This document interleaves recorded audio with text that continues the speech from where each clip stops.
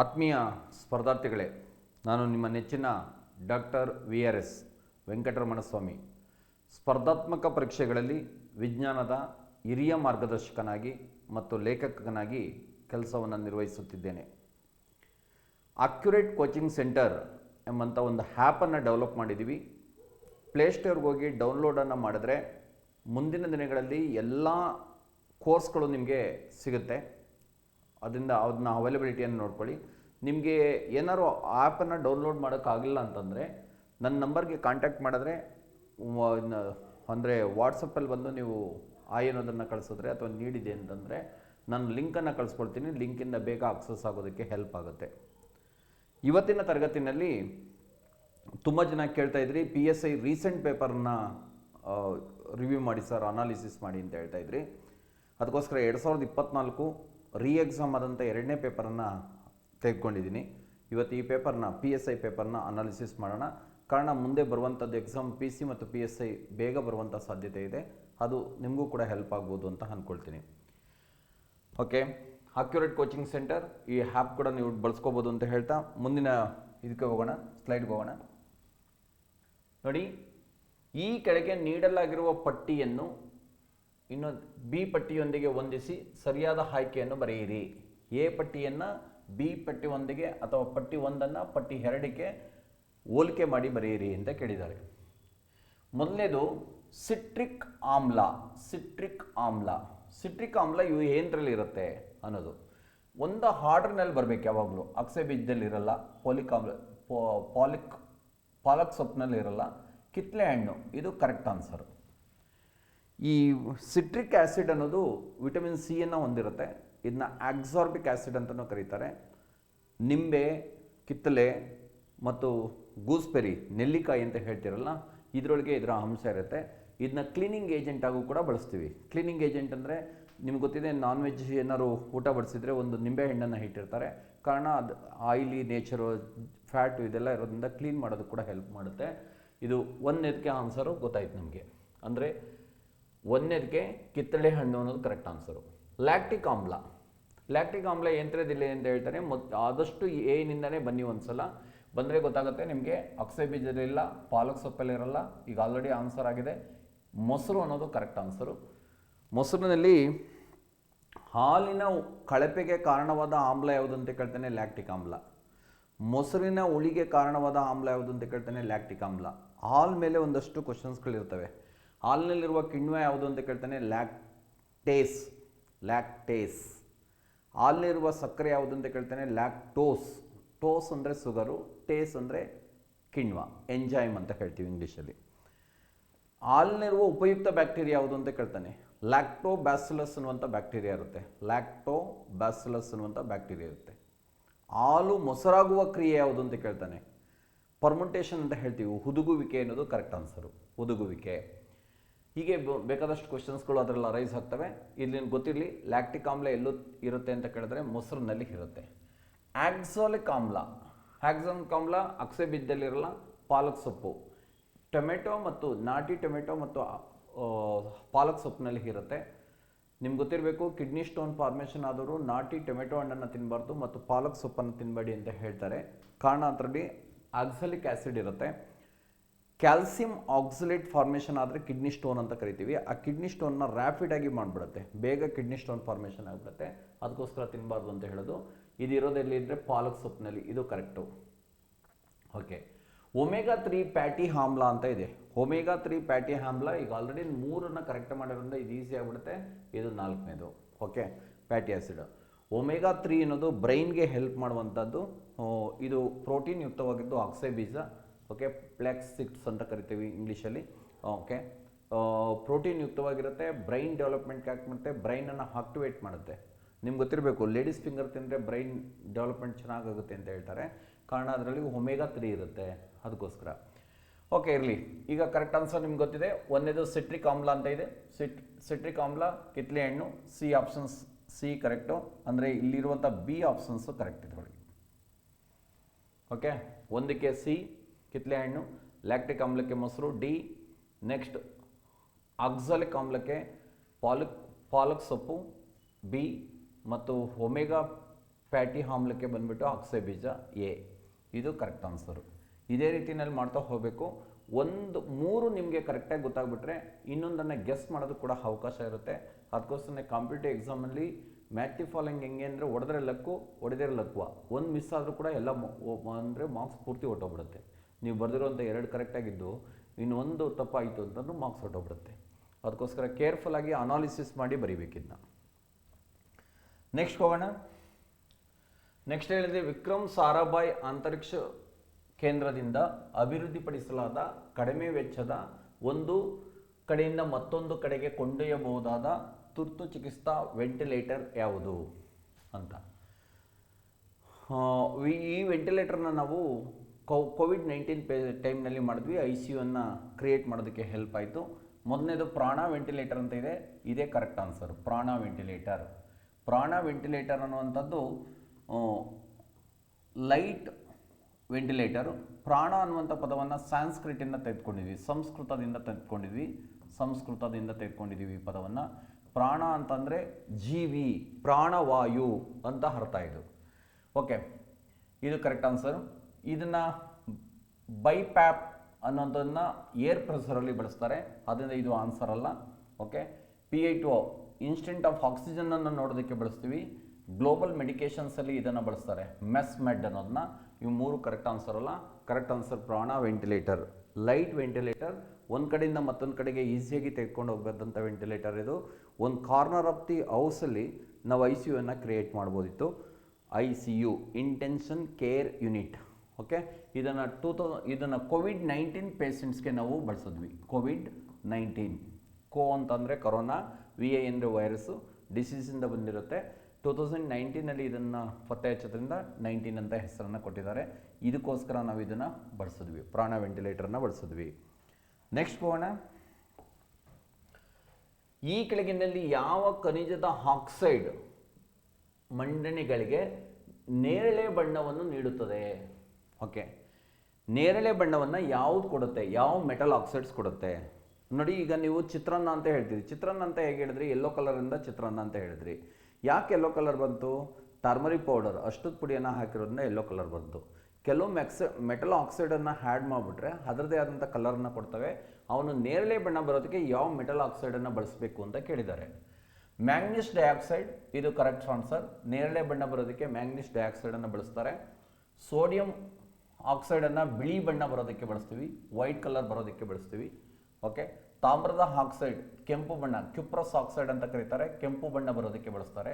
ಸೀಸದ oxide ಹಳದಿ ಬಣ್ಣಕ್ಕೆ ಬಳಸ್ತೀವಿ, ಹಳದಿ ಬಣ್ಣವನ್ನು ಕೊಡುತ್ತೆ. ಹಾಗಾದರೆ ಅವ್ರು ಕೇಳಿರೋದು ನೇರಳೆ ಬಣ್ಣ, ಮ್ಯಾಂಗ್ನೀಸ್ ಡೈಆಕ್ಸೈಡ್ ಅನ್ನೋದು ಕರೆಕ್ಟ್ ಆನ್ಸರು. MnO2 ಬಳಸ್ತಾರೆ. ಸಿಂಬಲಲ್ಲಿ ಕೂಡ ಕೊಡ್ಬೋದು, ಮುಂದಿನ ಎಕ್ಸಾಮಲ್ಲಿ ಸಿಂಬಲ್ ಕೂಡ ಕೊಡ್ಬೋದು. ಸಿಂಬಲ್ ಕೂಡ ಗೊತ್ತಿರಲಿ, ಅಂದರೆ ಮಾಲಿಕ್ಯುಲರ್ ಫಾರ್ಮುಲಾ ಕೂಡ ಗೊತ್ತಿರಬೇಕು. ನೆಕ್ಸ್ಟ್, ರಕ್ತದ ಗುಂಪಿನ ವರ್ಗೀಕರಣವನ್ನು ಯಾರು ಕಂಡಿಡಿದ್ರು ಅಂತ. ಡೆನಿಸ್ ಟ್ರುಪ್ರೆಸ್ ಅಂತ ಇದೆ, ಇವರೊಬ್ಬರು ಪ್ರೊಫೆಷನಲ್, ಇದು ಸಾಧ್ಯತೆ ಇಲ್ಲ.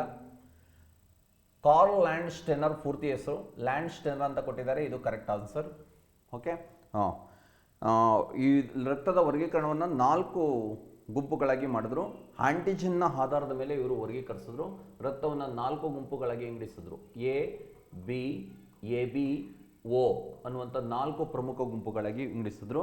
ಯಾವುದ್ರ ಆಧಾರದ ಮೇಲೆ ವಿಂಗಡಿಸಿದ್ರು ಅಂತ ಒಂದು ಕ್ವಶನ್ಸನ್ನು ಕೇಳ್ತಾನೆ. ಆನ್ ಬೇಸಿಸ್ ಆಫ್ ಆಂಟಿಜನ್, ಪ್ರತಿಜನಕ ಶಕ್ತಿಯಿಂದ ಕರಿತೀವಿ. ಆ ಆಂಟಿಜನ್ನ ಆಧಾರದ ಮೇಲೆ ಇದನ್ನು ವರ್ಗೀಕರಣವನ್ನು ಮಾಡಿದ್ರು. ಪ್ರತಿಜನಕ ಶಕ್ತಿ ಅಂತ ಕರಿತೀವಿ. ನೆಕ್ಸ್ಟ್, ವಿಲಿಯಂ ಆರ್ವೆ, ಇದಲ್ಲ, ಇವರು ರಕ್ತ ಪರಿಚಲನೆಯನ್ನು ಕಂಡುಹಿಡಿದಂಥವ್ರು. ಡಬಲ್ ಸರ್ಕ್ಯುಲೇಷನ್, ಮಾನವನಲ್ಲಿ ಇಮ್ಮಡಿ ರಕ್ತ ಪರಿಚಲನೆ ಆಗುತ್ತೆ. ಒಂದು ಬಾರಿ ಹೃದಯಕ್ಕೆ ಅಶುದ್ಧ ರಕ್ತ ಹೋಗುತ್ತೆ, ನಂತರ ಇನ್ನೊಂದ್ಸಲ ಶುದ್ಧ ರಕ್ತ ಹೋಗುತ್ತೆ. ಒಂದ್ಸಲ ಅಶುದ್ಧ ರೂಪದಲ್ಲಿ, ಇನ್ನೊಂದ್ಸಲ ಶುದ್ಧ ರೂಪದಲ್ಲಿ ಹೋಗೋದ್ರಿಂದ ಇದನ್ನು ಇಂಗ್ಲೀಷಲ್ಲಿ ಡಬಲ್ ಸರ್ಕ್ಯುಲೇಷನ್ ಅಂತ ಕರಿತೀವಿ. ಇಮ್ಮಡಿ ರಕ್ತ ಪರಿಚಲನೆ ಅಂತ ಕರೀತಾರೆ. ಅದಕ್ಕೋಸ್ಕರ ಇದು ಕೂಡ ಕರೆಕ್ಟ್ ಆನ್ಸರ್ ಅಲ್ಲ. ಪ್ಯಾಡಿಡಿಸ್ ಅನ್ನುವಂಥವ್ರು ಕೂಡ ಇದಕ್ಕೆ ಕರೆಕ್ಟ್ ಆನ್ಸರ್ ಅಲ್ಲ. ಓಕೆ, ಲ್ಯಾಂಡ್ ಸ್ಟೇನರ್ ಅನ್ನೋದು ಕರೆಕ್ಟ್ ಆನ್ಸರು. ರಕ್ತದ ವರ್ಗೀಕರಣವನ್ನು ಮಾಡಿದಂಥವ್ರು ತುಂಬ ಎಕ್ಸಾಮಲ್ಲಿ ಕ್ವಶನ್ಸ್ ಕೇಳಿದ್ದಾರೆ. FDA, STA, PC ಈ ಥರದಲ್ಲಿ ಬೇಕಾದಷ್ಟು ಎಕ್ಸಾಮ್ಗಳಲ್ಲಿ ಈ ಕ್ವಶನ್ಸನ್ನು ನೋಡ್ಬೋದು. ಓಕೆ, ಪೂರ್ತಿ ಹೆಸರು ಕಾರ್ಲ್ ಲ್ಯಾಂಡ್ ಸ್ಟೆನರ್ ಅಂತ. ಓಕೆ, ನೆಕ್ಸ್ಟ್ ನೋಡೋಣ, ಕಂಪ್ಯೂಟರ್ ಮೌಸನ್ನು ಕಂಡುಹಿಡಿದವರು. ಮೌಸ್ ನಾವು ಈಸಿಯಾಗಿ ಲೊಕೇಟ್ ಮಾಡೋದಕ್ಕೆ ಬಳಸುವಂಥ ಒಂದು ಇದು. ಮೌಸನ್ನು ಬಳಸ್ತೀವಿ ಕಂಪ್ಯೂಟರನ್ನು ಮಾಡಬೇಕಾದ್ರೆ. ಈ ಮೌಸನ್ನು ಕಂಡುಹಿಡಿದವರು ಯಾರು ಅಂತ ಕೇಳಿದಾನೆ, ಡೊನೆಟ್ ಬಂಕಿ ಅಂತ ಕೇಳಿದ್ದಾರೆ. ಇವರು ಅಲ್ಲ. ಓಕೆ, ಗಡ್ಲಸ್ ಕಾರ್ಲ್ ಇಂಗೆಲ್ ಬರ್ಟ್ ಅಂತ ಇದೆ, ಇದು ಕರೆಕ್ಟು. ಮೌಸನ್ನು ಕಂಡುಹಿಡಿದಂಥವ್ರು ಇವರು. ಈಗ ಆಲ್ರೆಡಿ ಆನ್ಸರ್ ಸಿಗೋದ್ರಿಂದ ಡೆವಿಲ್ ಅಲ್ಡರ್ ಆನ್ಸರ್ ಆಗಲ್ಲ, ಡಾಕ್ಟರ್ ಡೆವಿಲ್ ಗೇಬರ್ ಕೂಡ ಆನ್ಸರ್ ಆಗಲ್ಲ. ಇವರು ಮೌಸನ್ನು ಕಂಡುಹಿಡಿದ್ರು. ಓಕೆ, ಮೌಸನ್ನು ಕಂಪ್ಯೂಟರ್ ಮೇಲೆ ಒಂದು 2-3 ಕ್ವಶನ್ಸ್ಗಳನ್ನು FDA, STA, PC, PSI ಇದರೊಳಗೆ ಒಂದು 2-3 ಕ್ವಶನ್ಸ್ಗಳನ್ನು ನೋಡ್ಬೋದು. ಕಂಪ್ಯೂಟರ್ ಕೂಡ ವೆಯ್ಟೇಜನ್ನು ಕೊಡಬೇಕು. ಇವಾಗ ಸೈನ್ಸ್ನಲ್ಲೇ ಸೇರಿಸ್ಕೊಂಡು ಓದಿದ್ರು ಒಳ್ಳೆಯದೇ. ಮುಂದಿನ ಎಲ್ಲ ಗ್ರೂಪ್ ಸಿ ಎಕ್ಸಾಮ್ಗಳನ್ನು ನೀವು ಕಂಪ್ಯೂಟರ್ನ ನೋಡ್ತೀರಾ. ಅದನ್ನು ಕಂಪ್ಯೂಟರ್ನ ಪಕ್ಕ ಓದ್ಕೊಳ್ಳೋದ್ರಿಂದ ಸ್ಪೆಸಿಫಿಕ್ ಪೇಪರ್ಗಳಲ್ಲಿ ಒಳ್ಳೆ ಮಾರ್ಕ್ಸನ್ನು ತೆಗೆಯೋದಕ್ಕೆ, ಅಂದರೆ ಈಗ PDO ಕಾಲ್ ಮಾಡಿದ್ರೆ 30 ಅಂಕಗಳನ್ನು ಕೊಡ್ತಾನೆ, ಅಂಥದ್ರಲ್ಲಿ ಹೆಚ್ಚಿಗೆ ಅಂಕಗಳನ್ನು ತೆಗೆಯೋದಕ್ಕೆ. ಬೇರೆ ಎಕ್ಸಾಮ್ನಲ್ಲಿ 2, 3, 4 ಪ್ರಶ್ನೆಗಳಿರ್ತವೆ, ಅವುಗಳನ್ನು ಈಸಿಯಾಗಿ ಬರೆಯೋದಕ್ಕೆ ಇದು ಹೆಲ್ಪ್ ಆಗುತ್ತೆ. ಅದನ್ನು ಕಂಪ್ಯೂಟರ್ ಕೂಡ ಓದ್ಕೋಬೇಕು. ನೆಕ್ಸ್ಟ್, ಏಥರ್ನೆಟ್ ವ್ಯವಸ್ಥೆಯು ಈ ಕೆಳಗಿನ ಯಾವ ತಂತ್ರಜ್ಞಾನವನ್ನು ಬಳಸಲಾಗುತ್ತದೆ? ಏಥರ್ನೆಟ್ ಅನ್ನಂದರೆ ಲ್ಯಾನನ್ನು, ಕಂಟಿನ್ಯೂಟಿ ಆಫ್ ದಿ ಕಂಪ್ಯೂಟರ್ಗಳನ್ನು ಮಾಡೋದಕ್ಕೆ, ಲ್ಯಾನನ್ನು ಮಾಡೋದಕ್ಕೆ ಇದನ್ನು ಬಳಸ್ತಾರೆ. ಇದು ಬಸ್ ಅನ್ನೋದನ್ನ ಬಳಸ್ತಾರೆ, ಇದು ಕರೆಕ್ಟ್ ಆನ್ಸರ್ ಇದೆ. ರಿಂಗ್ ಬಳಸಲ್ಲ. ಸ್ಟಾರ್ ಕೂಡ ಬಳಸ್ತಾರೆ, ಇದಕ್ಕೆ ಕರೆಕ್ಟ್ ಆನ್ಸರ್ ಇದೆ. 2 ಆನ್ಸರ್ಗಳು ಕರೆಕ್ಟ್ ಇವೆ. ಬಸ್, BUS ಬಸ್ ಮತ್ತು ಸ್ಟಾರ್. ಲೇನನ್ನು ಮಾಡಬೇಕಾದ್ರೆ ಕಂಪ್ಯೂಟರ್ನಲ್ಲಿ ಇದನ್ನು ಬಳಸ್ತಾರೆ. ಕಮರ್ಷಿಯಲ್ ಪ್ರೊಡಕ್ಷನ್ಸ್ಗೆ ಇದನ್ನು ಬಳಸ್ತೀವಿ, ಕಮರ್ಷಿಯಲ್ ಯೂಸಸ್ ಆಗಿ ಇದನ್ನು ಬಳಸ್ತೀವಿ. ನೆಕ್ಸ್ಟ್,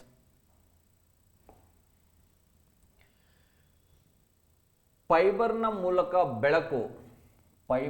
ಮೂಲಕ ಬೆಳಕು ಚಲಿಸಿದಾಗ ಸಿಗ್ನಲ್ ಪವರ್ ಕಳೆದುಕೊಳ್ಳುವುದಕ್ಕೆ ಏನೆಂದು ಕರೆಯುವರು? ಕ್ಷೀಣಿಸುವಿಕೆ ಅಂತ ಕೊಟ್ಟಿದ್ದಾನೆ. ಅಟೆನ್ಯೂಷನ್ ಅಂತ ಕರೀತಾರೆ ಇದಕ್ಕೆ.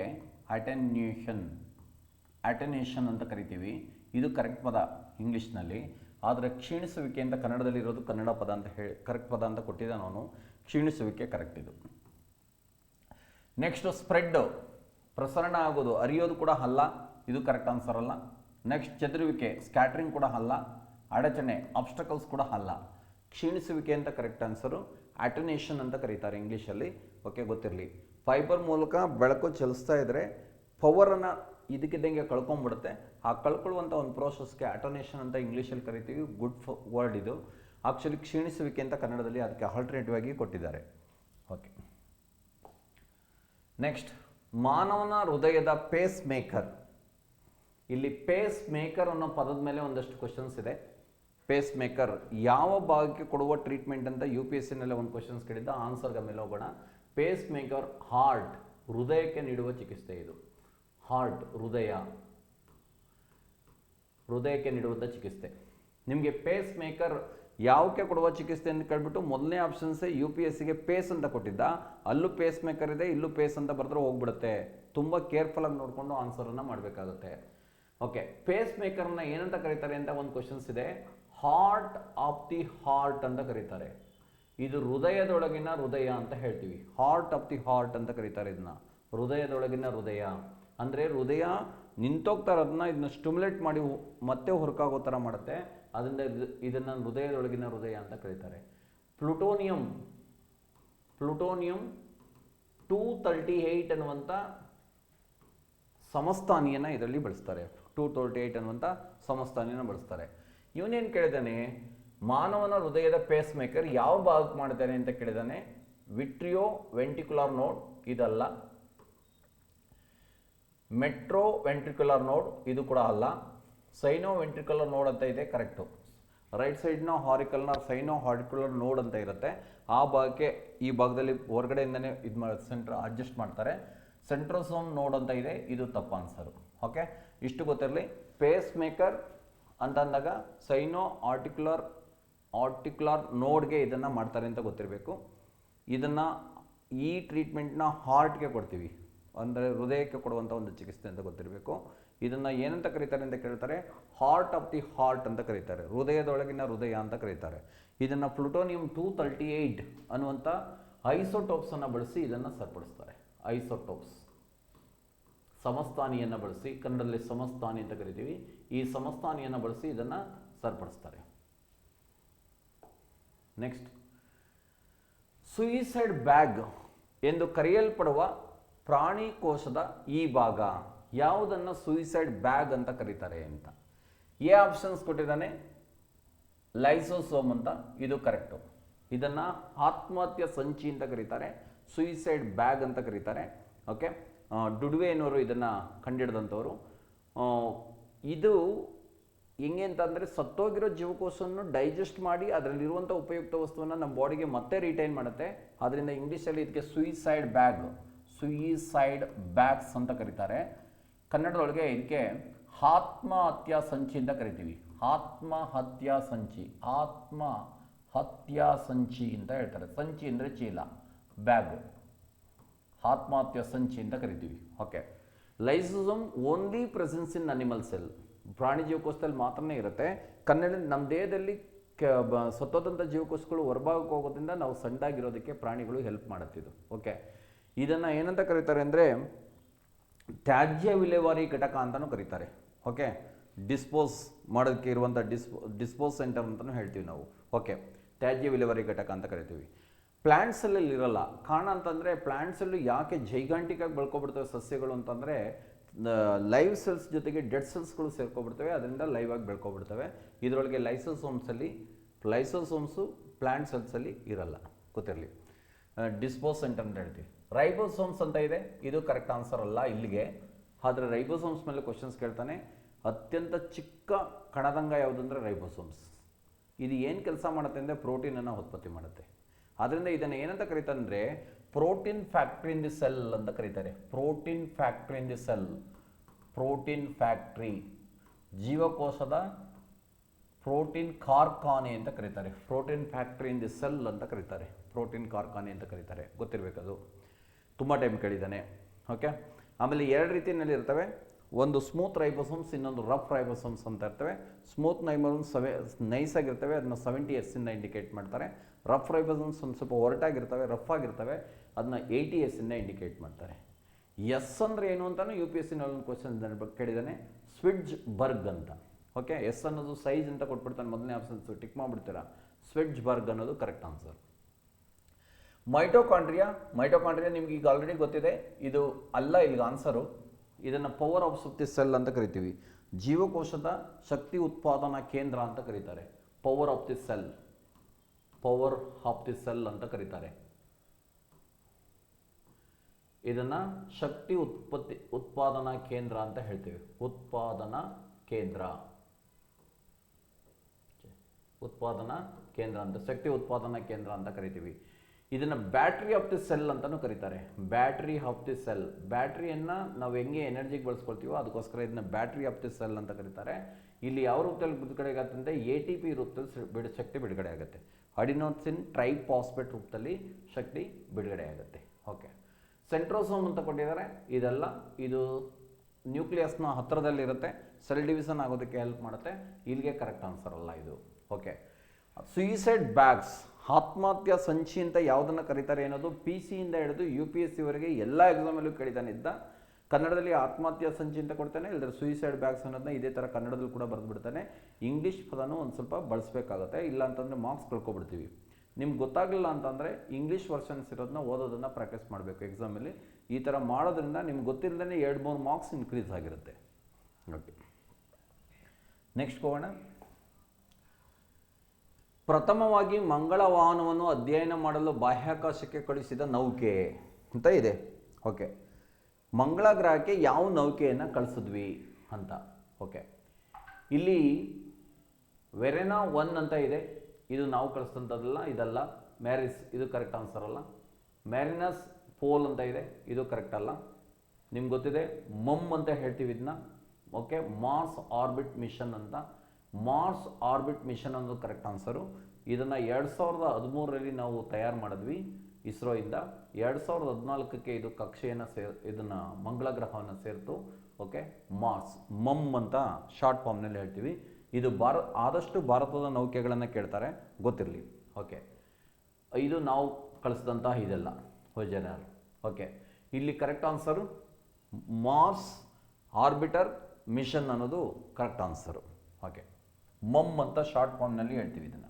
ಓಕೆ, ನೆಕ್ಸ್ಟ್, ಈ ಕೆಳಗೆ ನೀಡಲಾಗಿರುವ ಪಟ್ಟಿ 1 ಪಟ್ಟಿ 2 ಸರಿಯಾಗಿ ಆಯ್ಕೆ ಆರಿಸಿ. ಎ ಪಟ್ಟಿ ಬಿ ಪಟ್ಟಿ ಕೊಟ್ಟಿದ್ದಾನೆ, ಮ್ಯಾಚ್ ಮಾಡಿ ಬರೀಬೇಕು. ಓಕೆ, ಓಡಾಲಜಿ ಅಂತ ಕೊಟ್ಟಿದ್ದಾನೆ. ಓಡಾಲಜಿ ಅನ್ನೋದು ಏನಕ್ಕೆ ಸಂಬಂಧಪಟ್ಟಿದ್ದು ಅಂತ, ಓಡಾಲಜಿ ಹಲ್ಲುಗಳ ಅಧ್ಯಯನ ಕರೆಕ್ಟ್ ಆನ್ಸರ್. ಬಿ ಆಪ್ಷನ್ಸ್ ಇರೋದು ಕರೆಕ್ಟ್ ಆನ್ಸರ್ ಇಲ್ಲಿ. ಓಕೆ, ಬಿ ಆಪ್ಷನ್ಸ್ ಇಲ್ಲಿದೆ, ನೋಡೋಣ ಆಮೇಲೆ. Next, ornithology. ಆರ್ನಿಥಾಲಜಿ ಪಿ ಸಿಯಿಂದ ಹಿಡಿದು UPSC ವರೆಗೆ ಎಲ್ಲ ಎಕ್ಸಾಮಲ್ಲೂ ಕೇಳಿದ್ದಾನೆ. ಪಕ್ಷಿಗಳ ಬಗ್ಗೆ ಅಧ್ಯಯನಕ್ಕೆ ಆರ್ನಿಥಾಲಜಿ ಅಂತ ಕರಿತೀವಿ. ಓಕೆ, ಅದು ಗೊತ್ತಿರಲಿ. ಇದಕ್ಕೆ ಕರೆಕ್ಟ್ ಆನ್ಸರು. ಆಸ್ಟಿಯಾಲಜಿ. ಆಸ್ಟಿಯಾಲಜಿ ಅಂದರೆ ಮೂಳೆಗಳ ಅಧ್ಯಯನಕ್ಕೆ ಆಸ್ಟಿಯಾಲಜಿ ಅಂತ ಕರಿತೀವಿ. ಇದು ಕರೆಕ್ಟ್ ಆನ್ಸರು. ಆಸ್ಟಿಯಾಲಜಿ, ಆಸ್ಟಿಯಾಲಜಿ ಅಂತ ಕರೀತಾರೆ. ಓಕೆ, ಹಾಪಿಯಾಲಜಿ. ಹೋಪಿಯಾಲಜಿ ಅಂತಂದರೆ ಆವುಗಳ ಅಧ್ಯಯನಕ್ಕೆ ಹೋಪಿಯಾಲಜಿ ಅಂತ ಕರಿತೀವಿ. ಆಲ್ಮೋಸ್ಟ್ ಕರೆಕ್ಟ್ ಆಗಿದೆ. ಇದು ಬಿ ಆಪ್ಷನ್ ಸರಿಯಾಗಿದೆ.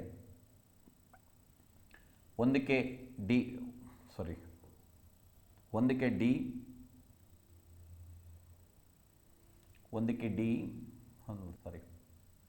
1 ಬಿ. Okay, 2 D. ಇದು ಕರೆಕ್ಟ್ ಇದೆ ಆನ್ಸರ್, AC. ಓಕೆ, ಇನ್ನೊಮ್ಮೆ ಹೇಳ್ತೀನಿ. ಓಡಾಲಜಿ ಅನ್ನೋದು ಹಲ್ಲುಗಳ ಅಧ್ಯಯನಕ್ಕೆ ಸಂಬಂಧಪಟ್ಟಿರುವಂಥದ್ದು. ನೆಕ್ಸ್ಟ್, ಆರ್ನಿಥಾಲಜಿ ಪಕ್ಷಿಗಳ ಅಧ್ಯಯನಕ್ಕೆ ಸಂಬಂಧಪಟ್ಟಿರೋದು. ಆಸ್ಟಿಯಾಲಜಿ ಮೂಳೆಗಳ ಅಧ್ಯಯನಕ್ಕೆ ಸಂಬಂಧಪಟ್ಟಿರೋದು. ಓಪಿಯಾಲಜಿ ಅವುಗಳ ಸ್ಟಡಿಗೆ ಸಂಬಂಧಪಟ್ಟಿರುವಂಥದ್ದು. ಈ ಥರದೊಂದು ಯಾವುದಾದ್ರು ಒಂದು ಸ್ಟಡಿ ಮೇಲೆ ಒಂದು ಕ್ವಶನ್ಸ್ ಇರುತ್ತೆ, ಗೊತ್ತಿರಬೇಕು. ಹೂಗಳ ಅಧ್ಯಯನಕ್ಕೆ ಏನಂತ ಕರೀತಾರೆ, ಪಕ್ಷಿಗಳ ಅಧ್ಯಯನಕ್ಕೇನು, ಮೀನುಗಳ ಅಧ್ಯಯನಕ್ಕೇನು, ಈ ಥರದ್ದೆಲ್ಲ ಒಂದು ಕ್ವಶನ್ಸ್ ಇರುತ್ತೆ. ಇದು ಒಂದು ಏರಿಯಾದಲ್ಲಿ ಒಂದು ಕ್ವಶನ್ಸನ್ನು ಎಕ್ಸ್ಪೆಕ್ಟ್ ಮಾಡುವಂಥ ಸೈನ್ಸ್ ಏರಿಯಾ, ಇದು ಗೊತ್ತಿರಬೇಕಿದು. ಓಕೆ, ಆಡಿಯಾಲಜಿ ಮೇಲೆ ಕ್ವಶನ್ಸನ್ನೇ ಕೇಳ್ತಾನೆ. ನೆಕ್ಸ್ಟ್ ಹೋಗೋಣ. ಓಕೆ, ನಿಮಗೆ PSIಗೆ ತಯಾರಾಗ್ತಾ ಇರೋರಿಗೆ ನಾನು ಸೈನ್ಸಿಂದ ಬೆಸ್ಟ್ ಬುಕ್ಕನ್ನು ನೀವು ನೋಡ್ತಾ ಇರೋದಾದರೆ ಸಮಗ್ರ ಸ್ಪರ್ಧಾ ವಿಜ್ಞಾನ ಅಂತ ಇದೆ. ಇದು ನಾವೇ ಬರೆದಿರೋಂಥ ಪುಸ್ತಕ. ಇದೇ ಆರ್ಡರ್ನಲ್ಲಿ ಬರೆದಿದ್ದೀನಿ. ಜೀವಶಾಸ್ತ್ರ, ಬಯಾಲಜಿ ಮೇಲೆ ಕ್ವಶನ್ಸ್ ಇದೆ.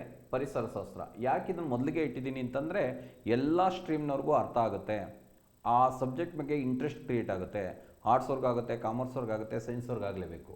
ಆಮೇಲೆ ಒಂದು ಸ್ವಲ್ಪ ಡಿಫಿಕಲ್ಟ್ ಆಗಿರೋದು ಅನ್ನೋದಕ್ಕಿಂತ ನಾವು ಡೈಲಿ ಬಳಸಲ್ಲ. ನಾವು ಈಗ ಉಪ್ಪು ಅಂತಲೇ ಹೇಳ್ತೀವಿ ಹೊರತು ಸೋಡಿಯಂ ಕ್ಲೋರೈಡ್ ಕೊಡಿ ಅಂತ ಹೇಳಲ್ಲ ನಾವು, ಆ ರೀತಿಯೇ ಇರೋದು. ಭೌತಶಾಸ್ತ್ರ ಒಂದು ಸ್ವಲ್ಪ ಇಮೇಜಿನೇಷನ್ ಬೇಕಾಗುತ್ತೆ ಅಂಥದಕ್ಕೆ. ವಿಜ್ಞಾನ ಮತ್ತು ತಂತ್ರಜ್ಞಾನ ಇವೆಲ್ಲವನ್ನೂ ಓದಿದ್ಮೇಲೆ ವಿಜ್ಞಾನ ಮತ್ತು ತಂತ್ರಜ್ಞಾನ ಓದೋದ್ರಿಂದ ನಿಮ್ಗೆ ಹೆಲ್ಪ್ ಆಗುತ್ತೆ. ಕಾರಣ ಬಯಾಲಜಿ ಓದೋದ್ರಿಂದ ಬಯೋಟೆಕ್ನಾಲಜಿನೂ ಓದ್ತೀರಾ, ಕೆಮಿಸ್ಟ್ರಿ ಓದೋದ್ರಿಂದ ನ್ಯೂಕ್ಲಿಯರ್ ಟೆಕ್ನಾಲಜಿನೂ ಓದ್ತೀರಾ, ಅದರಿಂದ ಟೆಕ್ನಾಲಜಿ ಹೆಲ್ಪ್ ಆಗುತ್ತೆ. PC ಯಿಂದ ಹಿಡಿದು UPSC ವರೆಗೆ, IAS ವರೆಗೆ ಎಲ್ಲ ಪ್ರಶ್ನೆಗಳನ್ನು ಚಾಪ್ಟರ್ ವೈಸ್ ಅನಾಲಿಸಿಸ್ ಮಾಡಿದ್ದೀವಿ. ಚಾಪ್ಟರ್ ವೈಸ್ ಅನಾಲಿಸಿಸಲ್ಲಿ ನಿಮ್ಗೆ ಏನಾಗುತ್ತೆ ಅಂತಂದರೆ ಆ ಚಾಪ್ಟರ್ ಓದಿದ ತಕ್ಷಣ ಇಮಿಡಿಯೇಟಾಗಿ ಕ್ವಶನ್ಸ್ ಹೆಂಗೆ ಬರುತ್ತೆ ಅಂತ ಗೊತ್ತಾಗುತ್ತೆ. ಅಪ್ಲಿಕೇಶನ್ಸ್, ಅನ್ವಯಿಕ ಪ್ರಶ್ನೆಗಳು, ನಾವು ತಿಳ್ಕೊಂಡದನ್ನ ನಮ್ಮ ಜೀವನಕ್ಕೆ ಅನ್ವಯ ಮಾಡಿಕೊಳ್ಳುವಂಥ ಇದನ್ನು ಆಗಿರ್ತವೆ. ವಿಶೇಷ ವಿಜ್ಞಾನದ ಬಗ್ಗೆ ತಿಳ್ಕೊಂಡಿರ್ತೀರ. ಈ ಒಂದು ಬುಕ್ಕು ನಿಮ್ಮ ಸೈನ್ಸಿಂದ ಬರುವಂಥ ಎಲ್ಲ ಪ್ರಶ್ನೆಗಳಿಗೂ ಕವರ್ ಆಗುವಂಥ ಪುಸ್ತಕ ಇದು. 2010ರಿಂದ ಇವತ್ತಿನವರೆಗೂ ಮಾರ್ಕೆಟಲ್ಲಿದ್ದೀವಿ. ಎವ್ರಿ ಇಯರ್ ಸೀಸನ್ ತಕ್ಕಂತೆ ಅಪ್ಡೇಟ್ ಮಾಡ್ತಾ ಬರ್ತಾ ಇದ್ದೀವಿ. ಹೈಯೆಸ್ಟ್ ಮಾರ್ಕೆಟಿಂಗ್ ಶೇಲ್ ಆಗಿರುವಂಥ ಪುಸ್ತಕ ಇದು. ಓಕೆ, ತುಂಬ ಸಿಂಪಲ್ ಲ್ಯಾಂಗ್ವೇಜನ್ನು ಬಳಸಿ ಮಾಡಿದ್ದೀವಿ. ನೀವು ಓದೋದಕ್ಕೂ ಕೂಡ ಹೆಲ್ಪ್ ಆಗುತ್ತೆ. ಆಮೇಲೆ ನಾವು ದಾಖಲೆ ಕೂಡ ಕೊಟ್ಟಿದ್ದೀವಿ. ಯಾವ ಎಕ್ಸಾಮ್ನಲ್ಲಿ ಎಷ್ಟು ಪ್ರಶ್ನೆಗಳು ಸೈನ್ಸಿಂದ ಬಂದಿತ್ತು, ಅದರಿಂದ ಎಷ್ಟು ಪ್ರಶ್ನೆಗಳು ನಮ್ಮ ಬುಕ್ಕಿಂದ ಬಂದಿದೆ, ಎಷ್ಟು % ಅದು ಉಪಯುಕ್ತ ಆಗುತ್ತೆ ನಿಮಗೆ. ಒಟ್ಟಾರೆ ಹೇಳೋದಾದರೆ C ಗ್ರೇಡ್ನ ಹುದ್ದೆಗಳಿಗೆ 99% ಉಪಯುಕ್ತಕ್ಕೆ ಬರುತ್ತೆ. 1% ಕರೆಂಟ್ ಇವೆಂಟ್ ಸೈನ್ಸ್ ಮೇಲೆ ಹೊರಟೋಗ್ಬಿಡ್ಬೋದು. ನೆಕ್ಸ್ಟ್ AB ಗ್ರೇಡ್ನ ಹುದ್ದೆಗಳಿಗೆ 96%ಇಂದ 98%ವರೆಗೆ ಉಪಯುಕ್ತಕ್ಕೆ ಬರುತ್ತೆ. AB ಗ್ರೇಡ್ನ ಹುದ್ದೆಗಳಲ್ಲಿ ಆಟಮ್ ಲೆವೆಲಲ್ಲಿ ಕ್ವಶನ್ಸನ್ನು ತೆಗಿತಾನೆ, ಸ್ವಲ್ಪ ವೇರಿಯೇಷನ್ಸ್ ಆಗೋ ಸಾಧ್ಯತೆಗಳಿರ್ತವೆ. ಓಕೆ, ಒಟ್ಟಾರೆ ಹೇಳಬೇಕು ಅಂತಂದರೆ 600 ಪೇಜ್, ಅರೌಂಡ್ 600 ಪೇಜ್ ಇದೆ. 600 ರುಪೀಸನ್ನು ಹೇಳಬೇಕು. ಇದು ಕನ್ನಡ ಮೀಡಿಯಂ ಮಕ್ಕಳುಗಳಿಗೆ ಹೊರೆ ಆಗುತ್ತೆ ಅನ್ನುವಂಥ ಒಂದೇ ಒಂದು ದೃಷ್ಟಿಯಿಂದ 498 ರೂಪಾಯಿ ಫೇಸ್ ವ್ಯಾಲ್ಯೂ ಇದೆ. A1 ಸೈಜ್ ಅಂತ ಕರೀತಾರೆ ಇದನ್ನ. ಆಲ್ಮೋಸ್ಟ್ A4 ಸೈಜ್ ಪೇಪರ್ ನೋಡಿದ್ರಲ್ಲ, ಆ ಸೈಜ್ನಲ್ಲಿರುತ್ತೆ. HK ಇನ್ಫಾರ್ಮೇಷನ್ನ ಕ್ರೋಢೀಕರಿಸಿದ್ದೀವಿ. ಡಯಾಗ್ರಾಮನ್ನು HK ಆ್ಯಡ್ ಮಾಡಲಿಲ್ಲ. ಕಾರಣ ಏನು ಅಂದರೆ ಅದು ಸ್ಪೇಸ್ ಹಿಡಿಯುತ್ತೆ. ನೀವೆಲ್ಲ ಮೆಚುರಿಟಿ ಇದ್ದು ಬರೀತಾ ಇರುವಂಥವ್ರು, ಡಯಾಗ್ರಾಮ್ನ ಅವಶ್ಯಕತೆಗಳು ಜಾಸ್ತಿ ಇರಲ್ಲ. ಎಲ್ಲಿ ನೀಡಿದೆಯೋ ಅಲ್ಲಿ ಡಯಾಗ್ರಾಮ್ ಮಾತ್ರ ಕೊಟ್ಟಿದ್ದೀವಿ. ನೆಕ್ಸ್ಟ್, ಏನು ಸಮಗ್ರ ಸ್ಪರ್ಧಾ ವಿಜ್ಞಾನ ನೋಡಿದ್ರು ಅದೇ ಥರ ಸ್ಮಾರ್ಟ್ ಸೈನ್ಸ್ ಅಂತ ಇಂಗ್ಲೀಷ್ನಲ್ಲಿದೆ. ಇದು ಕೂಡ 10th ಎಡಿಷನ್ ರೀಸೆಂಟಾಗಿ ಅಪ್ಡೇಟ್ ಮಾಡಿರೋದ್ರಿಂದ ನಿಮಗೆ HK ಮಾಹಿತಿ ಕನ್ನಡಕ್ಕಿಂತನೂ ಸಿಗುತ್ತೆ. ಇದರಲ್ಲೂ ಅದೇ ಆರ್ಡರಲ್ಲಿ biology, ecology, chemistry, physics, science and ಟೆಕ್ನಾಲಜಿಯನ್ನು ಕವರ್ ಮಾಡಿದ್ದೀವಿ. ಇದು ಎಲ್ಲ ಕಾಂಪಿಟೇಟಿವ್ ಎಕ್ಸಾಮ್ಗೂ ಕೂಡ ಉಪಯೋಗ ಬರುತ್ತೆ. ಕೊನೆಯಲ್ಲಿ key note of N C R T ಅಂತ ಬರೆದಿದ್ದೀವಿ ಈಚ್ ಚಾಪ್ಟ್ರಲ್ಲಿ. ಅದು ತುಂಬ ಉಪಯೋಗ ಬರುತ್ತೆ. ಎಂಟೈರ್ ಚಾಪ್ಟರ್ನ ಓದಿ ಒಂದ್ಸಲ ರಿವಿಷನ್ ಮಾಡಿದ್ರೆ ಸಾಕು. ಇನ್ನೊಂದು ಸೆಲ್ಫ್ ಅಸೆಸ್ಮೆಂಟ್ ಝೋನ್ ಅಂತ ಇದೆ, ಅದರೊಳಗೆ ಪಿ ಸಿ ಇಂದ ಹಿಡಿದು ಯು ಪಿ ಎಸ್ ಸಿವರೆಗೆ ಆ ಚಾಪ್ಟರ್ನಲ್ಲಿ ಬರುವಂಥ ಎಲ್ಲ ಪ್ರಶ್ನೋತ್ತರಗಳನ್ನು ನೀಡಲಾಗಿದೆ. ಇದರಲ್ಲೂ ಅಷ್ಟೇ ಅನಾಲಿಸಿಸನ್ನು ಮಾಡಿದ್ದೀವಿ. ಯಾವ ಎಕ್ಸಾಮ್ನಿಗೆ ಎಷ್ಟು ಕ್ವಶನ್ಸ್ಗಳು ಸೈನ್ಸಿಂದ ಬಂದಿತ್ತು, ಅದರೊಳಗೆ ನಮ್ಮ ಬುಕ್ಕಿಂದ ಎಷ್ಟು ಪರ್ಸೆಂಟ್ ಕವರ್ ಆಗಿದೆ, ಪರ್ಸೆಂಟೇಜ್ ವೈಸ್ ಎಷ್ಟು ಬುಕ್ ಉಪಯುಕ್ತವಾಗಿದೆ ಅಂತ. ನಮ್ಮಲ್ಲಿ ಇನ್ನು ಉಳಿದಂಥ ಪುಸ್ತಕಗಳನ್ನು ನೋಡೋಣ. 600 ರುಪೀಸ್ ಇದೆ, 510 ರುಪೀಸನ್ನು ಇದಕ್ಕೆ ಇಟ್ಟಿದ್ದೀನಿ. ಕಾರಣ A1 ಸೈಜ್ ನೀವು ಕರೆಕ್ಟಾಗಿ ಅಥೆಂಟಿಕ್ಕಾಗಿ ಲೀಗಲ್ ವ್ಯಾಲ್ಯೂ ಇಟ್ಟರು ಕೂಡ 600 ಚಿಲ್ಲರೆ ಬುಕ್ ಇದನ್ನ ಅಮೌಂಟನ್ನು ಇಡಬೇಕು. ಅದು ಹೆವಿ ಆಗುತ್ತೆ ಅದಕ್ಕೋಸ್ಕರ ರಿಡ್ಯೂಸ್ ಮಾಡಿ ಕೂಡ ಇಟ್ಟಿದ್ದೀನಿ. ನೆಕ್ಸ್ಟ್ ಇವತ್ತು ನಾವು PSI ಪ್ರಶ್ನೆ ಪತ್ರಿಕೆಯನ್ನು ಇದು ಮಾಡಿದ್ವಿ, ಅನಾಲಿಸಿಸನ್ನು ಮಾಡಿದ್ವಿ. ನಮ್ಮದು ಒಂದು PSI ಕ್ವಶನ್ ಬ್ಯಾಂಕ್ ಇದೆ. ಒಟ್ಟು 76 ಪ್ರಶ್ನೆ ಪತ್ರಿಕೆಗಳು ಕವರ್ ಆಗಿದೆ. ಇದರೊಳಗೆ 76 PSI ಆಗದಿರ್ಬೋದು. PSI ಈಕ್ವಲೆಂಟ್ ಎಕ್ಸಾಮ್ ಕೂಡ ಕವರ್ ಮಾಡಿದ್ವಿ. ಯಾವ್ಯಾವ ಪೇಪರ್ನ ಎಷ್ಟೆಷ್ಟು ವರ್ಷದಲ್ಲಿ ಕವರ್ ಮಾಡಿದ್ವಿ ಅಂತ ಕೂಡ ಇದೆ. 2024ವರೆಗೂ ಅಪ್ಡೇಟ್ ಆಗಿದೆ. ಇದು ಅಥೆಂಟಿಕ್ ಕೀ ಆನ್ಸರನ್ನು ಹೊಂದಿದೆ. ಇದು PSI ಬುಕ್ಕನ್ನು ಓದೋದ್ರಿಂದ, ಕ್ವಶನ್ ಬ್ಯಾಂಕನ್ನು ಓದೋದ್ರಿಂದ PSI ಒಂದಕ್ಕೆ ಉಪಯೋಗ ಆಗಲ್ಲ ನಿಮಗೆ. PSI ಬರೆಯೋದಕ್ಕೆ ಹೆಲ್ಪ್ ಆಗುತ್ತೆ, PC ಬರೆಯೋದಕ್ಕೆ ಹೆಲ್ಪ್ ಆಗುತ್ತೆ, STA, FDA ಮತ್ತು ಅದರ್ ಇದಿದ್ದೀರ ರೆವಿನ್ಯೂ ಇನ್ಸ್ಪೆಕ್ಟರ್ ಗ್ರೂಪ್ ಸಿ ಎಕ್ಸಾಮ್ಗಳು ಅವಕ್ಕೆಲ್ಲವೂ ಕೂಡ ಉಪಯೋಗ ಆಗುತ್ತೆ. ಇದ್ರ ಬೆಲೆ ಬಂದುಬಿಟ್ಟು 460 ರೂಪಾಯಿ ಇದೆ. ನಿನ್ಗನ್ಸುತ್ತೆ ಕನ್ಸೆಷನ್ಸು ಅದೆಲ್ಲ ಹೋಗಿ ಅರೌಂಡ್ 300 ಪ್ಲಸ್ಗೆ ನಿಮಗೆ ಬುಕ್ಗಳು ಸಿಗ್ತವೆ. ಎಲ್ಲೇ ಹೋದರೂ ಕೂಡ 76 ಪ್ರಶ್ನೆ ಪತ್ರಿಕೆಗಳನ್ನು ನೀವು ರಿವೈಸ್ ಮಾಡಿದ್ರೆ ಮುಂದೆ ಬರೆಯುವಂಥ ಎಕ್ಸಾಮನ್ನು ಕಾನ್ಫಿಡೆಂಟಾಗಿ ಬರೆಯೋದಕ್ಕೆ ನಿಮಗೆ ಮೀನ್ಸ್ ನಿಮ್ಮ ಆತ್ಮವಿಶ್ವಾಸವನ್ನು ಹೆಚ್ಚಿಸಿ ಬರೆಯೋದಕ್ಕೆ ಹೆಲ್ಪ್ ಆಗುತ್ತೆ ಅಂತ ಅಂದ್ಕೊಂಡಿರ್ತೀನಿ. ಓಕೆ, ನಮ್ಮ ಉಳಿದ ಬುಕ್ಗಳನ್ನು ಮುಂದಿನ ದಿನಗಳಲ್ಲಿ ನೋಡ್ತೀರಾ, ಅದಕ್ಕೋಸ್ಕರ ನಾನು ಟೈಮ್ ವೇಸ್ಟ್ ಮಾಡಲ್ಲ. ಓಕೆ, ಇಷ್ಟನ್ನು ನೀವು ಇದೇ ರೀತಿಯಲ್ಲಿ ಅನಾಲಿಸಿಸ್ ಮಾಡಿ ಎಕ್ಸಾಮನ್ನು ಬರಿತಾ ಹೋಗಿಬಿಟ್ರೆ ಎಕ್ಸಾಮ್ ಕ್ಲಿಯರ್ ಮಾಡೋದ್ರಲ್ಲಿ ಯಾವುದೇ ಸಂದೇಶ ಬೇಡ.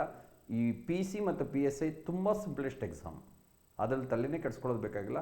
ಅದರಿಂದ ನೀವು ಇದನ್ನು ಕ್ಲಿಯರ್ ಮಾಡೋದಕ್ಕೆ ಹೆಲ್ಪ್ ಆಗುತ್ತೆ, ಪುಸ್ತಕ ಕೂಡ ಹೆಲ್ಪ್ ಮಾಡುತ್ತೆ ಅಂತ ಹೇಳ್ತಾ ಇವತ್ತಿನ ತರಗತಿಯನ್ನು ಕ್ಲೋಸ್ ಮಾಡೋಣ.